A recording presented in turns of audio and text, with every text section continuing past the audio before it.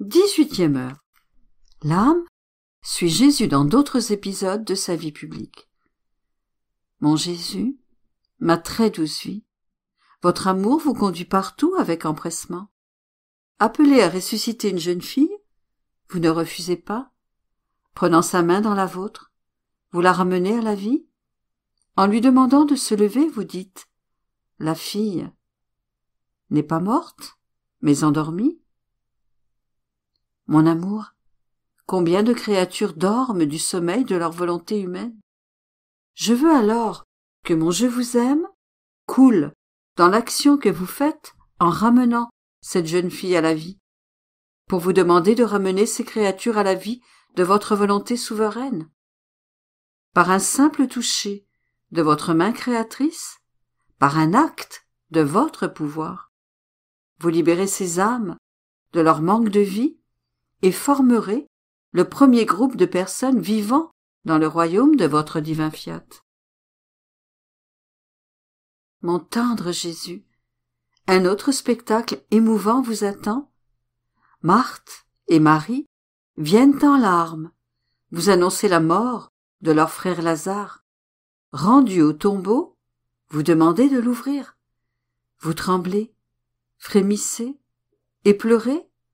Puis, d'une voix autoritaire et tremblante, due à votre chagrin immense, vous dites « Lazare, sors de là », le ramenant de la mort à la vie. Mon amour, pourquoi pleurez-vous et ressentez-vous une telle douleur?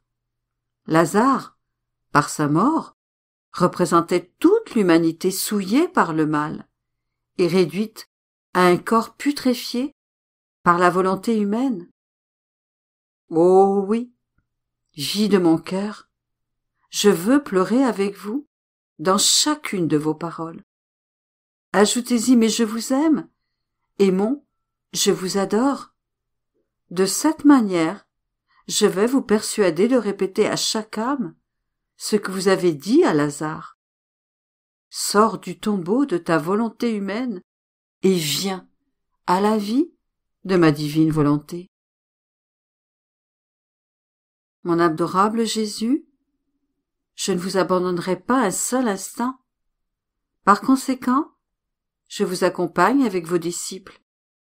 Pendant que vous dormez dans la barque, ce sommeil est le symbole de ce que vous voulez donner à celui qui vit dans la divine volonté.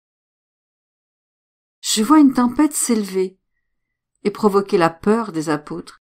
Vous réveillant, ils crient « Maître, sauve-nous, nous périssons !» Mon Jésus, cette tempête symbolise de façon frappante la terrible tempête que la volonté humaine provoque en soulevant ces vagues rugissantes dans la mer de la vie. Elle menace de nous faire périr. Avec mon « je vous aime », je me joins aux apôtres pour vous implorer « Maître, sauve-nous, nous allons périr ». Avec la même autorité que vous avez calmé le vent dans la tempête apaisée, Marc 4, 30, commandez aujourd'hui à la tempête de la volonté humaine de se calmer et réconcilier notre volonté avec la vôtre pour nous faire reposer en sécurité dans les bras de votre fiat suprême. Mon cher bien-aimé, je vois que vous vous dirigez vers Jérusalem. Je vous accompagne donc avec mon « je vous aime », je vous adore, je vous remercie. Mais quelle douleur votre cœur divin ne souffre-t-il pas lorsque vous constatez que le temple, la maison de votre Père, est utilisé comme si c'était un marché?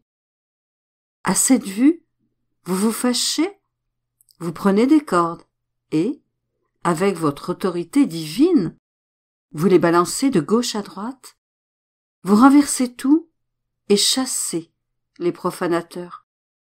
Il n'y a aucune opposition à votre action, et tout le monde s'enfuit.